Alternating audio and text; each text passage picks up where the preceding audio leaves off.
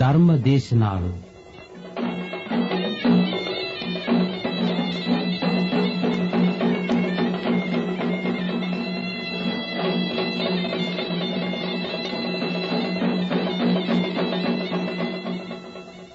අද දේශකයන්න් වහන්සේ අතිපූජ්‍ය අග්ගමහා පඬිත බලංගොඩ ආනන්ද මෛත්‍රීය මහානායක මාහිම්පාණන් වහන්සේ.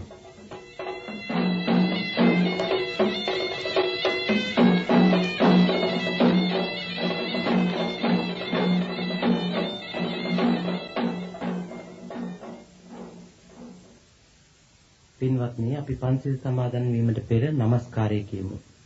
අවසරයි ස්වාමීනි.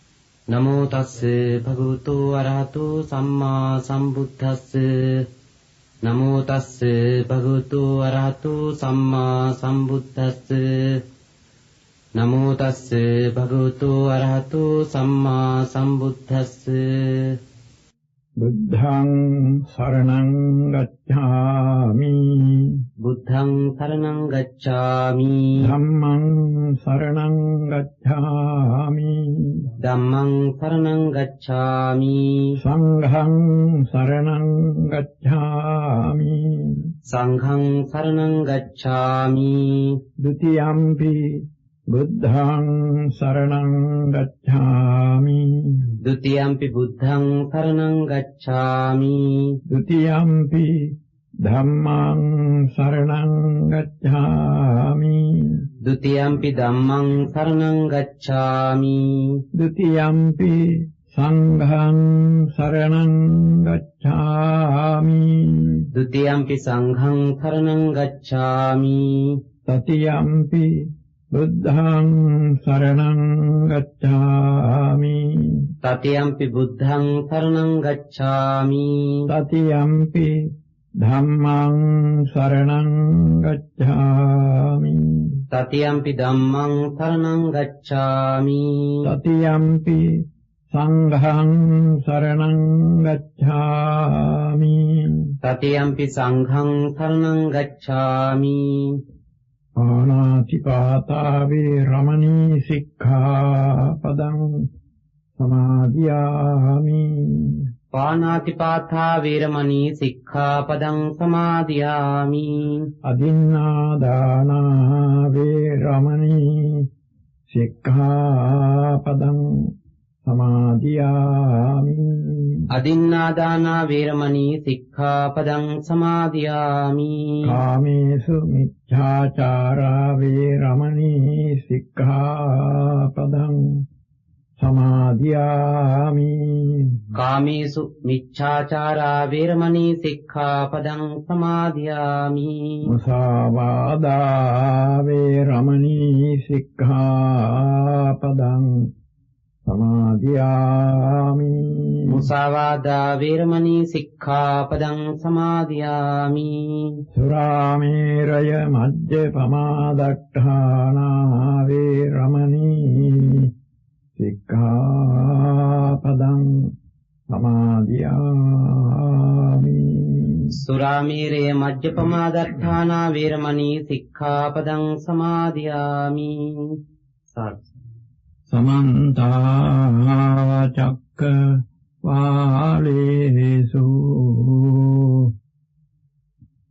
අත්‍රා ගච්ඡන්තු දේවතා සද්ධම්මං මුනි රාජස්ස සුනන්තු සග්ග මොක්ඛදං ධම්ම ශ්‍රවණ කාලෝ අයං භදන්තා.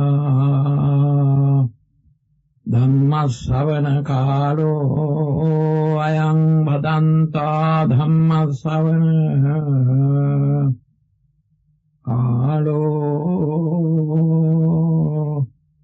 අයං භදන්තා. නමෝ තස්ස භගවතෝ අරහතෝ සම්මා සම්බුද්දස්ස. නමෝ තස්ස භගවතෝ අරහතෝ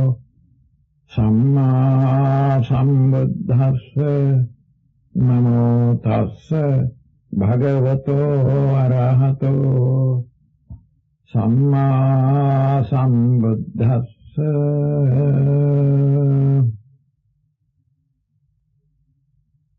චත්තාරිමානි භික්ඛවේ සංඝවත්ථූනි කතමානි චත්තාරි දානං පේය වජ්ජං අත්තචරියා සමානත්තතාති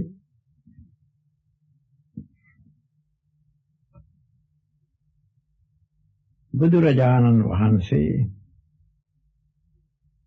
අලවුරට වැඩලා එහි එක් ප්‍රදේශයක වැඩ ඉන්න වෙලාවේ උන්වහන්සේ දැකීමට ඒ රටේ රජතුමා අත්හාලවක රජතුමා 500ක් තරම් පිරිවරකුත් එක්ක ආවා. එවිලා බුදුරජාණන් වහන්සේට වැඳලා පැත්තක ඉඳගත්. බුදුරජාණන් වහන්සේ ඒ රජු සමග කතාවට වැටිලා මේ පිරිස කවුද කියලා ඇහුවා. ස්වාමීනි මා නිතර ආශ්‍රය කරන පිරිස. මේ තරම් විශාල පිරිසක් නිතරම ඔබ ආශ්‍රය කරනවා නම් ඒක බොහෝම බරපතල වැඩක්. ඒ ඇත්තන්ට සංග්‍රහය කරන්න ඕනේ. ඒ ස්වාමීන් වහන්සේ මම මේ මුළු පිරිසටම සංග්‍රහය කරනවා. ඒ කොහොමද කියලා ඇහුවා. ස්වාමීනි දාන ප්‍රිය වචන අර්ථචර්යා සමානාත්මතා කියන මේ හතරින් මේ පිරිසට සංග්‍රහය කරනවා කියලා ඒ රජතුමා කිව්වා. ඉතින් බුදුහාමුදුරුවෝ රජුට කිව්වා කොහොමද ඒ කරන්නේ ඔබ? ස්වාමීනි මේ පිරිසෙහි යම් කෙනෙකුට යම් දෙයක් ඕනකම තියෙනවා නම් නැති බැරිකමක් තියෙනවා නම් මම ඒ ඇත්තාට ඒ දේ දෙනවා. ඒ ඇත්තාගේ තත්ත්වය රැක ගැනීමට උවමනා අන්දමට ඒ ඇත්තාට පහසුවෙන් ජීවිකාවගෙන යන්න පුළුවන් අන්දමට ඒ නැති බැරි උදවියට මම දෙනවා. ඊළඟට මේ කාටත් මා කතා කරන්නේ ප්‍රිය වචනයෙන්. කිසි කලක තද පරුෂ වචනයෙන් මා මේ පිරිසට කතා කරන්නේ නැහැ, කාටවත් කතා කරන්නේ නැහැ. හැමදෙනාටම ආදරණීය බසින් මා කතා කරන්නේ. මිහිරි වචනයෙන් කරුණාව පෙරදැරිව, ආදරයේ පෙරදැරිව, මෛත්‍රී සහගතව මා කතා කරන්නේ. මේ විදිහට මේ හැමදෙනාම මගෙන් කොයි වෙලාවෙ වුණත් ප්‍රිය වචනෙන් තමයි සංග්‍රහය ලබන්නේ. ඊළඟට මා අර්ථචර්යාවෙනොත් මේ ඇත්තන්ට සංග්‍රහය කරනවා. යම් කෙනෙකුට දියුණු වීමට සමාජයේ කටයුතු කර ගැනීමට අඩුපාඩු තියෙනවා නම් ඒ ඇත්තාගේ ඒ රැකියා ආදී දියුණු කර ගැනීමට මා උදව් දෙනවා. මගෙන් අවුන්ට දෙනවා. ඔවුන්ගේ දියුණුව පිණිස, මෙලොව දියුණුව පිණිස මා උදව් කරනවා. ඒ වගේම ඔවුන්ගේ ගුණධර්ම දියුණුව පිණිසත් මා අවවාදානුශාසන කරමින් ඔවුන් කෙරෙහි මේ විදිහට පවතිනවා. මෙසේ අර්ථචර්යාවෙහි මම යෙදෙනවා.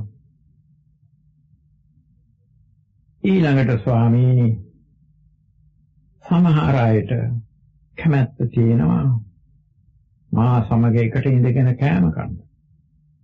මා රජෙකු වුණත් ඒ ඇත්තන් මා ළඟට ගෙන්නගෙන අපි එකට ඉඳගෙන කනවා බං. එකට ඉඳගෙන ඉන්න කැමති, එකට සාකච්ඡා කරන්න කැමති අය ඉන්නවා. ඔය එහෙම අය මට දැනුණම මම ඒ ඇත්තන් ළඟට ගෙනගෙන මට සමානවම ඒ ඇත්තන්ට මා සලකනවා. මා පලාතේ රජුරවන්නේ කියලා මං අමුතු මහත්වයක් ඔවුන්ට පෙන්වන්න යන්නේ නැහැ. ඔවුන් සමග සමානව එකට ඉඳගෙන මා පවතිනවා. පාලනයේ කටයුතු කිරීමෙහිදී පමණයි මම පාලකයා. අනික් හැම වෙලාවෙම මේ ඇත්තන්නේ යාළුවෙක්. ඒ ඇත්තන් එකට ගැවසෙනවා. එක විදිහට පවතිනවා. යාළුවා මිත්‍රය වගේ. ඉතින් මේ ක්‍රමයෙන් තමයි මේ විශාල පිරිසට මා සංග්‍රහය කරන්නේ කියලා ඔහු කිව්වා. බුදුරජාණන් වහන්සේ ඔහුගේ ඒ කතාව ගැන ප්‍රශංසා කළා. එක දවසක් බුදුරජාණන් වහන්සේ ගිහි පින්වතුන්ට බුදුහාමුදුරන් අනුගමනය කරන බුදුහාමුදුරන්ගේ ධර්මයේ පිළිගත්තු තිසරණේ පිළිගත්තු සරණ ගිය උපාසක වරුණට වදාරමින් උපාසක වරුන් විසින් ආදර්ශයට ගත යුත්තේ කවුද කියන එක වදාරමින් උන්වහන්සේ පැවසුවේ ගිහි උපාසක වරුන් අත්තාලවක රජු ආදර්ශයට ගත යුතුයි. ගිහි කෙනෙකු කෙබඳු දැයි මැනගන්නා මිනුම් දණ්ඩ අත්තාලවක රජුයි. ඒ නිසා අත්තාලවක රජතුමා වගේ වෙන්න දැනගන්න ඕන කියලා බුදුරජාණන් වහන්සේ වදාළා. ඉතින් මේ කතාවෙන් මේ ප්‍රවෘත්ති වලින් මේ වගේම තවත් බොහෝම තැන්වල බුදුරජාණන් වහන්සේගේ වචන වලින් හෙළි වෙනවා රටක් පාලනය කරන පාලකයන් තුළ ප්‍රදේශයක් පාලනය කරන පාලකයන් තුළ ගමක් පාලනය කරන ග්‍රාමාරක්ෂකයන් තුළ පවුලක් පාලනය කරන පවුලේ ප්‍රධානයා තුළ මොන ගුණ අංග සම්පූර්ණව තිබිය යුතුද කියන එක බුදුහාමුදුරන් වහන්සේම වදාළා. මේ ගුණාංග 4 සම්පූර්ණ විය යුතුයි. මොනවාද? මා දැන් මාතෘකාවට ගත්තේ ඒ ගුණාංග 4යි. සත්තාරි මානි වික්කවේ සංඝවත්තුනි කියලා සංග්‍රහ වස්තු 4යි. තමා යටතේ ඉන්න අයට, තමාගේ පාලනයට යටත් ඉන්න අයට, තමා සමග ආශ්‍රය කරන අයට කෙසේ පැවතිය යුතුද? මේ කරුණු 4ෙන් පැවතිය යුතුයි. දානය, ප්‍රිය වචනය, අර්ථචර්යාව, සමානාත්මතාව කියන කරුණු 4. රටක් පාලනය කරන පාලකයන් විසින් රටවැස්සාට එසේම ගමක් පාලනය කරන තැනැත්තා ඒ ගමේ උදවියට, ගෙයක් පාලනය කරන තැනැත්තා නැත්නම් පවුලක් පාලනය කරන තැනැත්තා විසින් ඒ ගෙයි නැත්නම් ඒ පවුලේ ජීවත් වන අයටත්, සුඛී නෑදෑයනටත්, මිතුරනටත් සංග්‍රහ කළ යුත්තේ මොන අන්දමින්ද යන්න මේ දැන් දැක්වුණු බුද්ධ වචනයෙන් හොඳටම පැහැදිලි වෙනවා. දීම, ප්‍රිය වචනය, අන් අයගේ දියුණුවට ක්‍රියා කිරීම, සමානාත්මතාව යනු ඒ 4යි. මේ 4ටයි 4 සංග්‍රහ වස්තුව. සිව් සංග්‍රහවත කියලා කිව්වේ ඔය 4ටයි. ඒ පාලකාදීන් දෙසින් නැති අයට, දිනුඳු බැවින් පෙළෙන අයට දිය යුතුයි. ආදරයෙන්, හිතවත්කමින්, කරුණාවෙන් කතාබස් කළ යුතුයි. ඔවුන්ගේ දියුණුව ඇති වෙන මඟකට ඔවුන් යොමු කළ යුතුයි.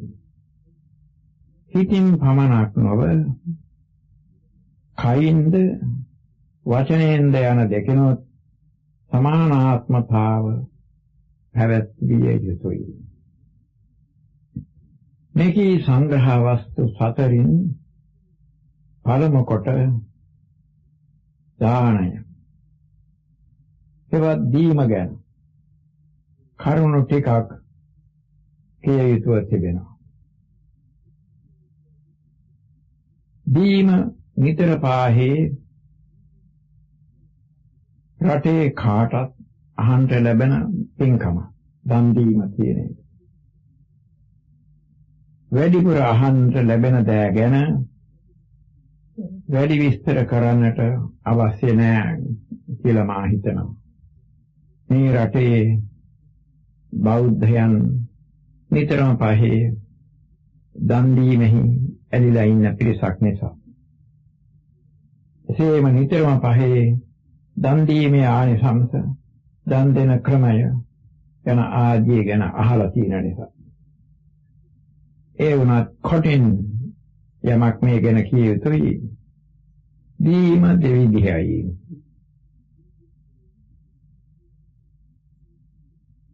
ඒ මොකද්ද දෙවිදිහ? ගෞරවයෙන් දීම, කරුණාවෙන් දීම. සීලවත් ගුණමත් පින්වතුන්ගේ ඒ සීල ආදී ගුණ කෙරෙහි පැහැදිලා දෙන දීම එක දානයක්. මේකට පූජා බුද්ධිමය දානය කියලා අපේ පොතේ භාෂාවෙන් වැහැර වෙනවා.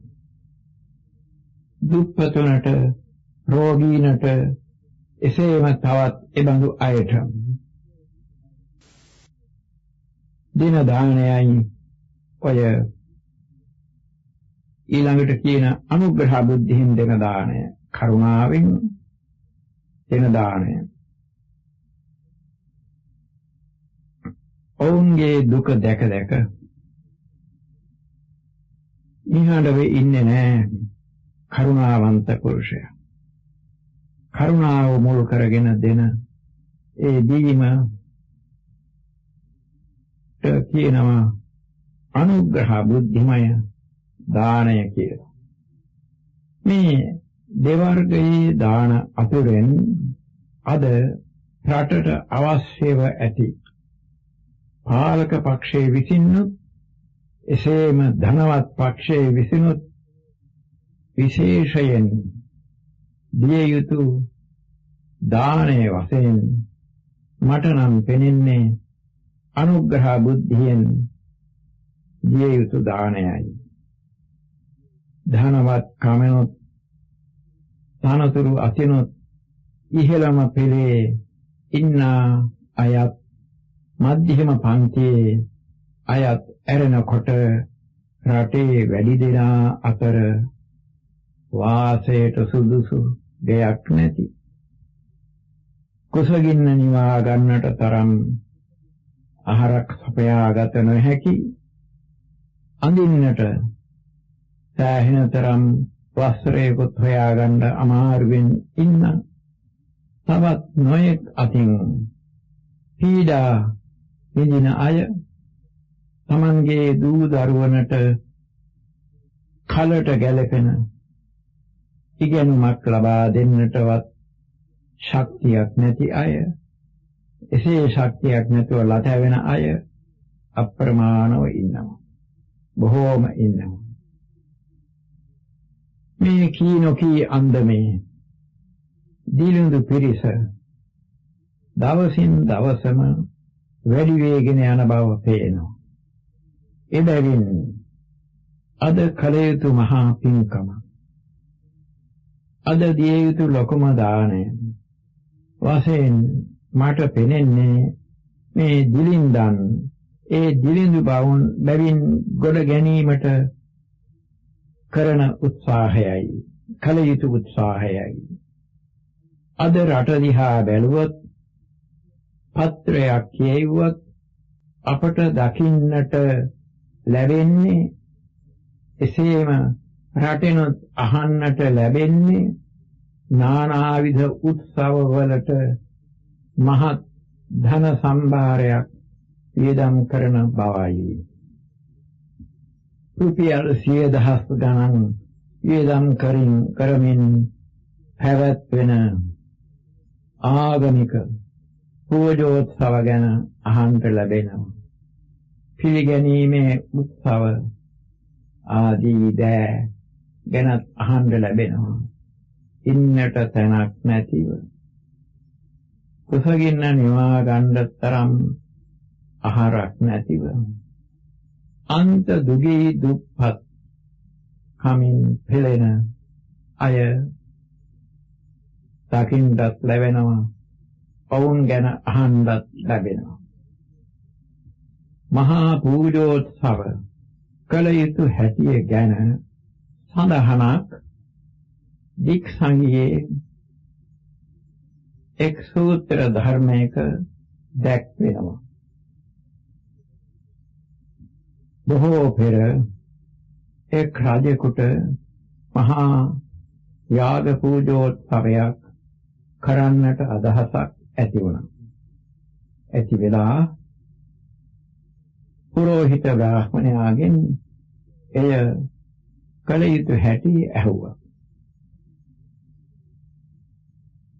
රටේ දුප්පතුන් බොහෝ සෙයින් ඉන්න බැවින් පළමු කොට ඒ දුප්පත්කම නැති කළ යුතුයි කියලා ඒ පුරෝහිත බ්‍රාහ්මණයා රජුට අවවාද කළා. කෑම නැති අයට කෑම දිය යුතුයි. රැකියා නැති අයට ඒවා ලැබෙන සැටියක් කළ යුතුයි.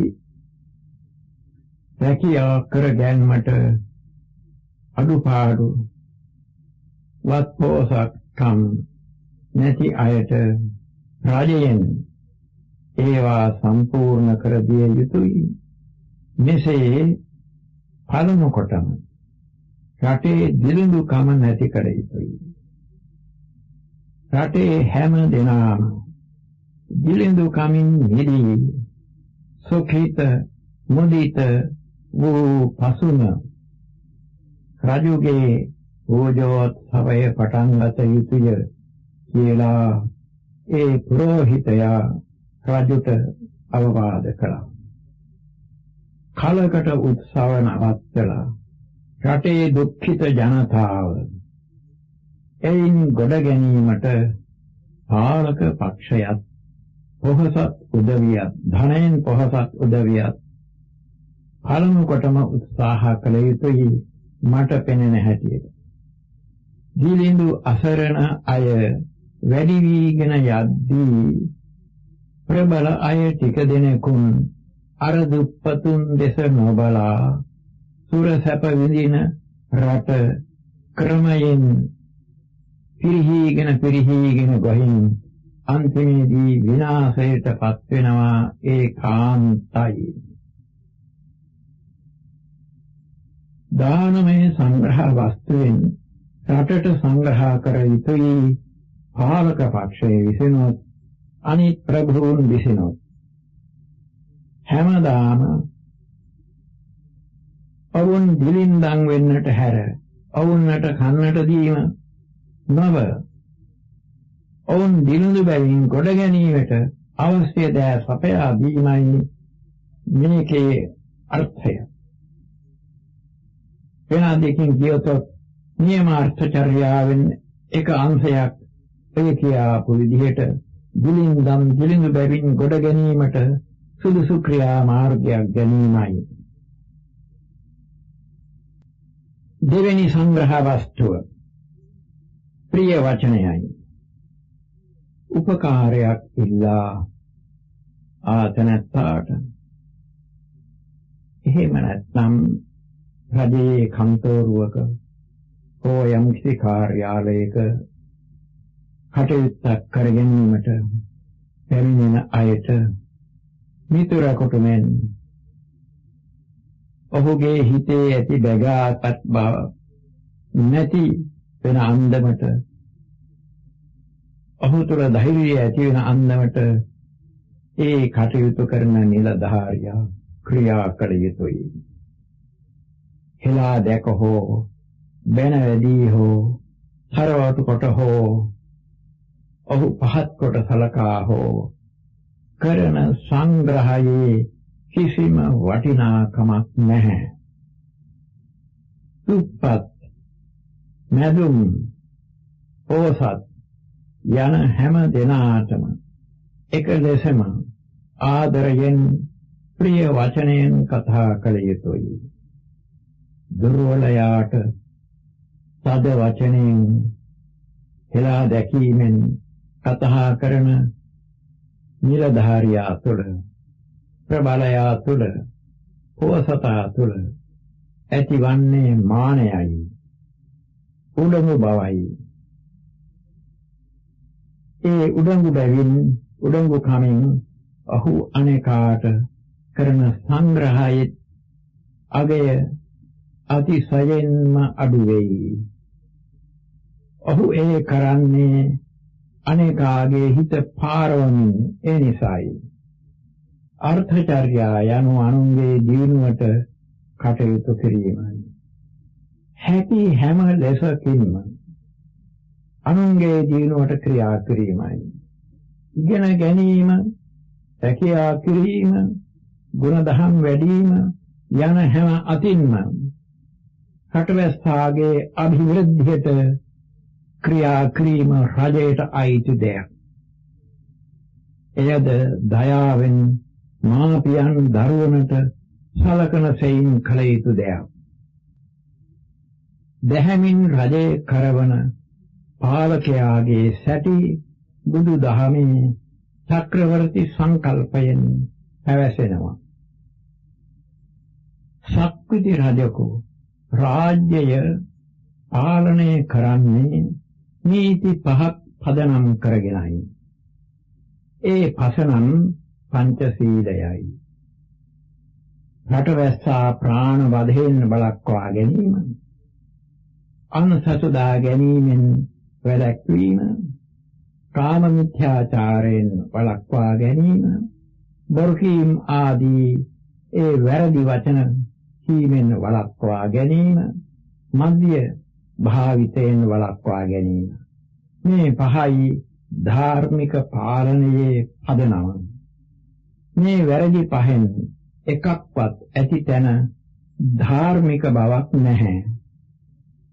මේ පස්වැදෑරුම් පදනමේ පිහිටා මහජනයා ඒ වැරදි පහෙන් මුදා ගැනීම අර්ථචර්යාවේ පළවෙනි අංගයයි.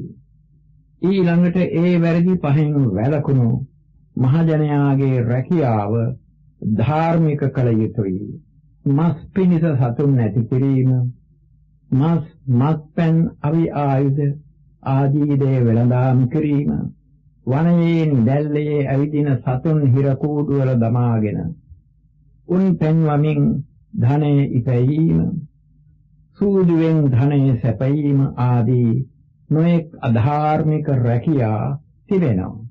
ඒ වයින් මහජනයා මුදාගෙන දැහැමි රැකියාවෙන් දිවි පවත්වීමට මහජනයාට ආදර්ශ දීම, අතදීම පාලක පක්ෂයේ යුතුයකමයි.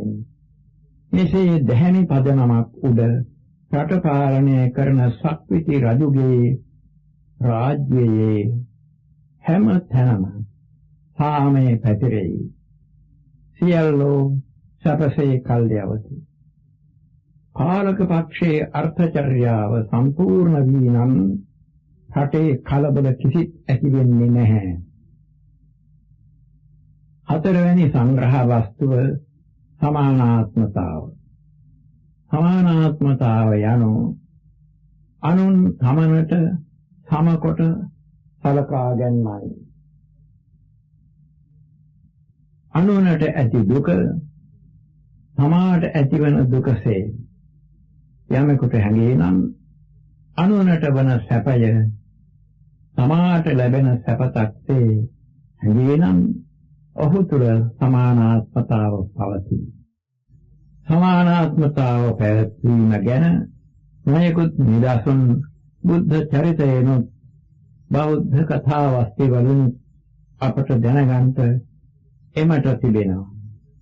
බුද්ධ චරිතයේ දැක්වෙන අන්දමට සුද්ධෝදන රජතුමාගේ මාලිගාවේ සේවක මෙහෙකරු පිරිසට කරපු සංග්‍රහය අනෙක් රජගෙදරවල කරපු සංග්‍රහයට වඩා බොහෝම වෙනස් බව බුදුරජාණන් වහන්සේම වදාරලා තිබෙනවා. එදා සේවයට බැඳී වැඩ කරන එක්තරා මෙහෙකරු කොටසකට 16 යන නම විවහාර වෙලා තිබෙනවා.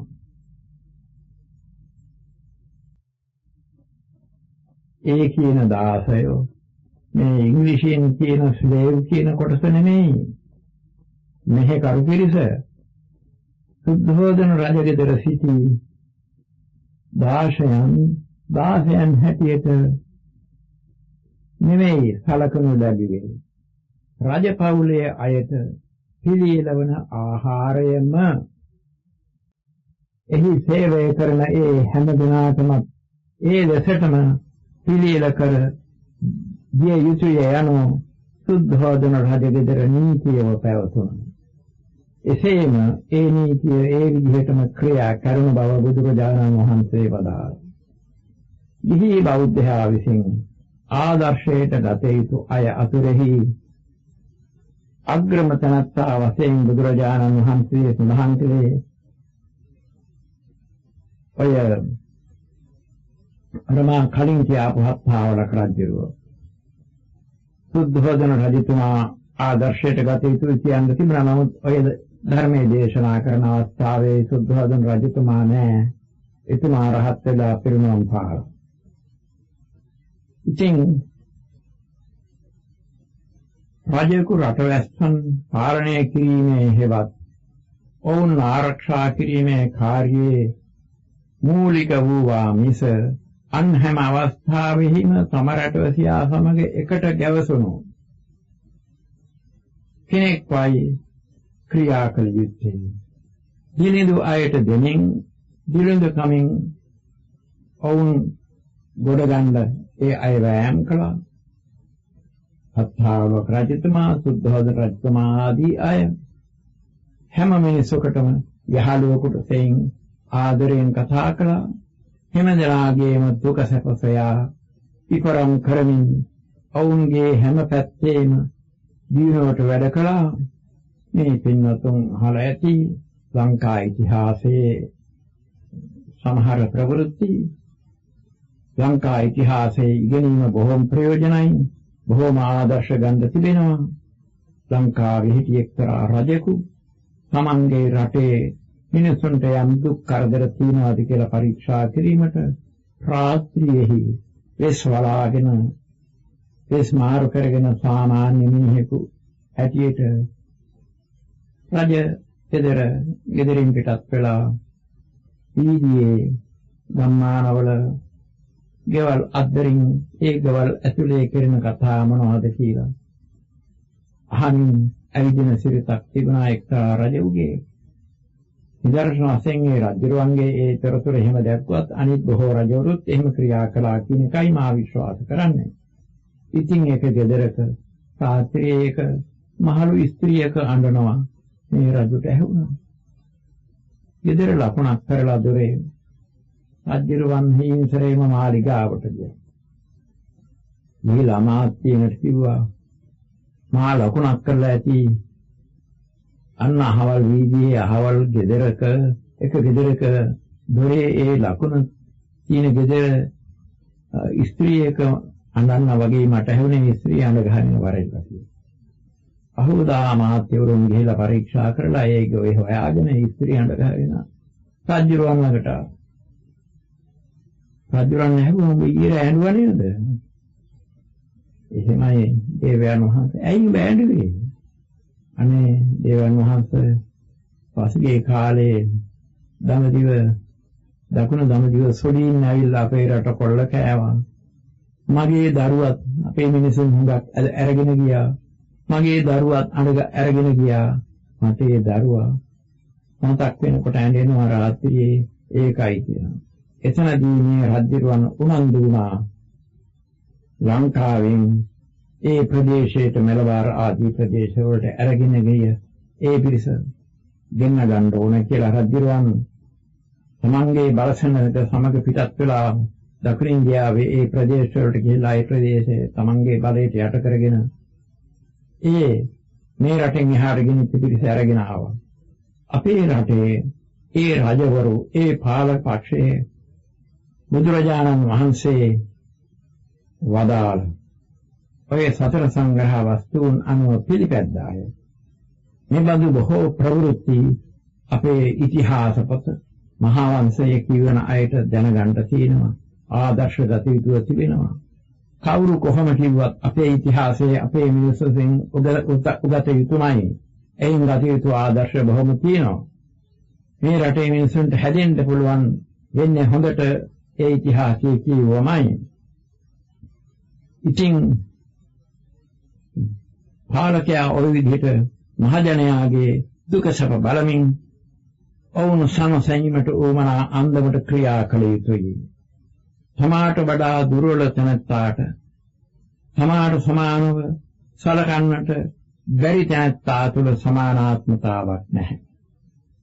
යමෙක් සමානාත්මතාව හරි විදිහට පවත්වන බව මහජනයා දැනගත්තම ඔවුන්ගෙන් කිසිසේත් ඔහුට ආදරයක් මිස අනාදරයක් ඇති වෙන්නේ නැහැ.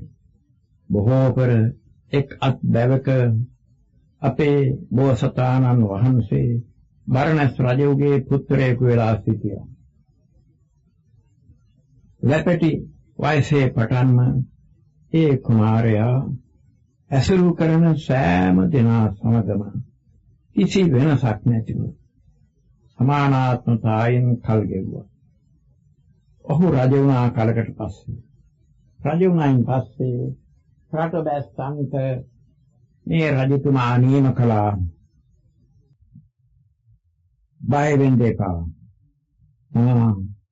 දීගියම් උමනාවකට එක්කෝ නගරේ පරීක්ෂා කිරීමට මා රථයෙන් යන විටක හෝ පයින් යන විටක බල කවුරුවත් බය වෙන්න එපා. මා හම්බෙන්න වරේ උඹලා අඩුපාඩුකම් තියෙනවා නම් ඒව මට ඇවිල්ලා කියපන්. මයින් කිස්තහනමක් නෑ ඕන වෙලාවකට මාලිගාවට වරින්න. ඇවිල්ලා කියපන් උඹලා දුක් ගැන විතරයි අඩුපාඩු මොන හරි තියෙනවා නම් ඒ සියල්ල මම සම්පූර්ණ කරනවා. මා කෙරෙහි අමුතු භයක් ඉති ගැනීමක් ඇති වෙන්නේ නැහැ. මම උඹලා හතුරෙක් නෙමෙයි. උඹලා මිත්‍රය. මා සලකන්නේ උඹලා මගේ දරුවෝ හැටියට. කීයක හම්බ වෙන්න දරුවන් බය වෙන්න ඕන නෑ හම්බ වෙන්න ඉන්න. ඒ නිසා බය නැතුව වරින්න මාලාවට. ඇවිල්ලා ඕනෑම වෙලාවක මහපාරේ යන වෙලාවක හරි මාලිගාවේ ඉන්න වෙලාවක හරි ඇවිල්ලා උඹලා දුක් ගැන මට කියපල්ලා. මම ඒවා සම්පූර්ණ කරනවා. කියලා මේ බෝධිසත්ව රජුරුවන් රටවැසියාට දැනුම් දුන්නා. කිසිම කෙනෙකු සමාට උවමනක් වූ විට රජු හමුවන්නට බය වුණේ නැහැ. මොකද කැමැති විටක රජු හමු වීමට හැම දිනාටම අවසර තිබෙන නිසා.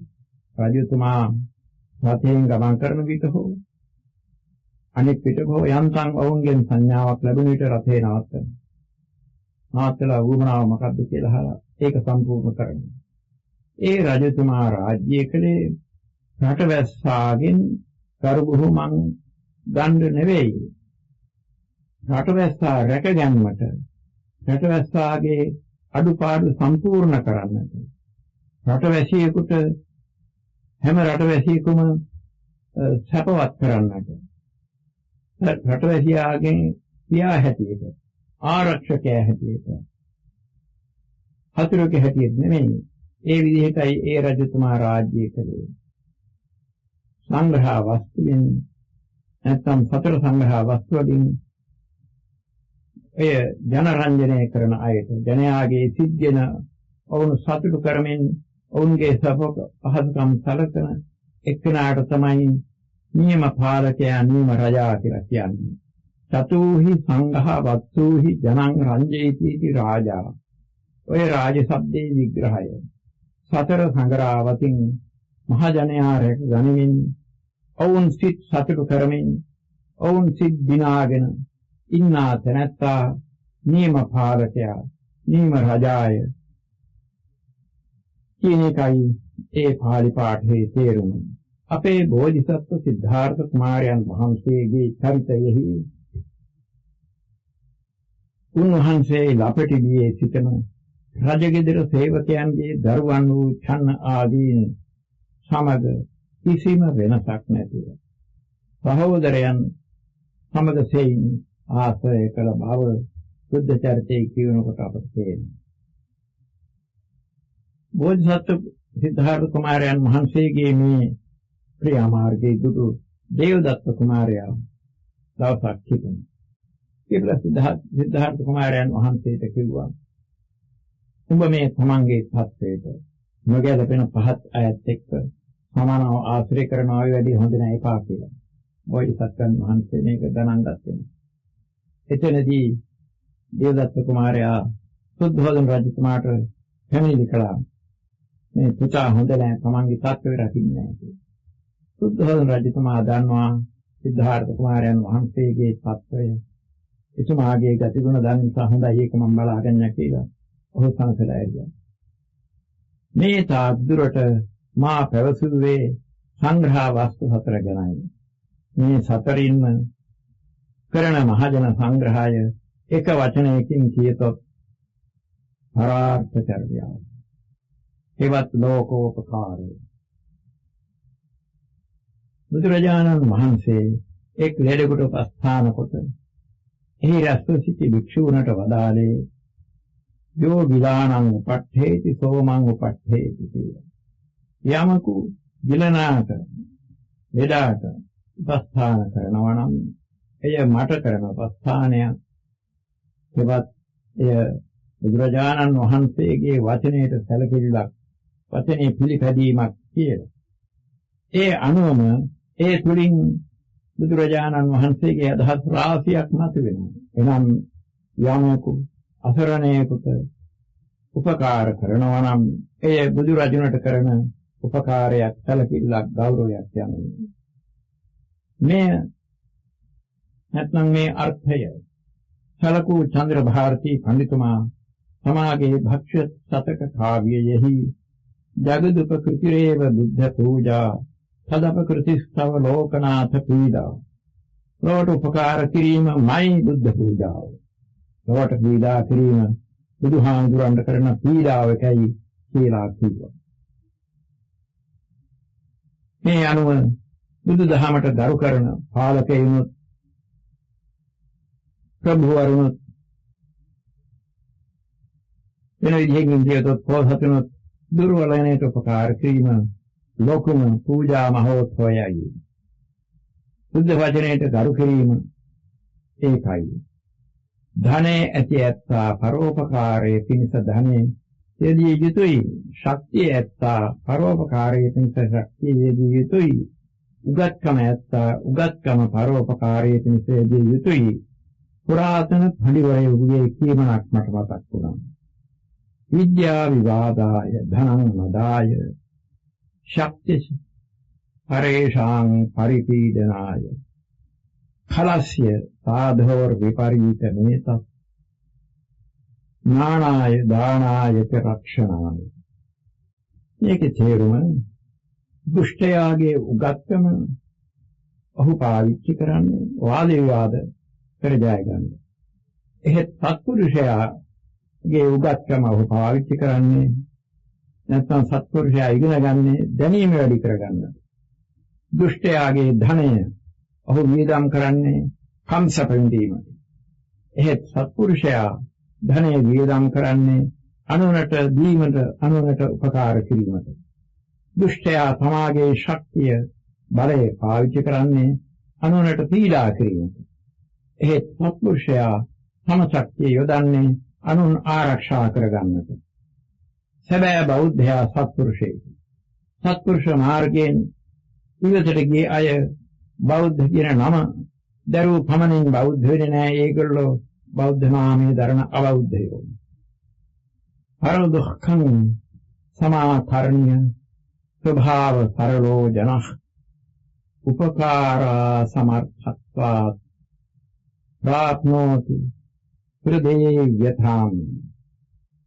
මේ රාජතරංගිනී නැමැති වැදගත් පැරණි සංස්කෘත ග්‍රන්ථයේ කියමනක් අනුන් දුක් විඳිනවා ඇහුණාම ස්වභාවයෙන්ම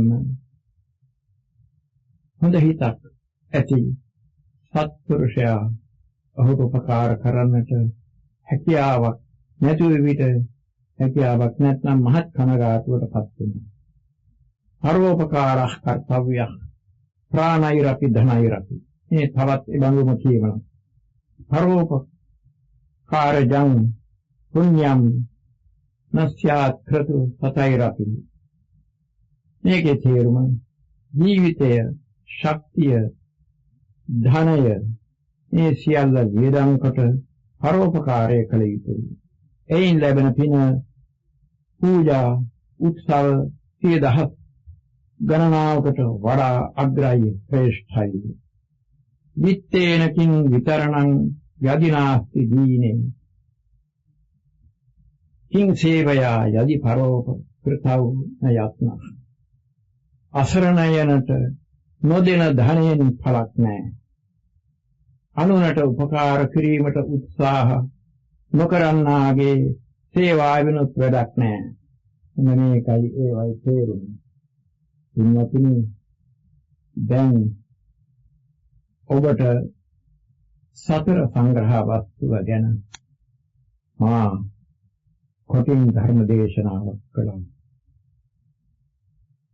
මේ කාරණේ ගැන විස්තර කරනවා නම් දවස් ගණනක් කරුණු කිය යුතුව තිබේ.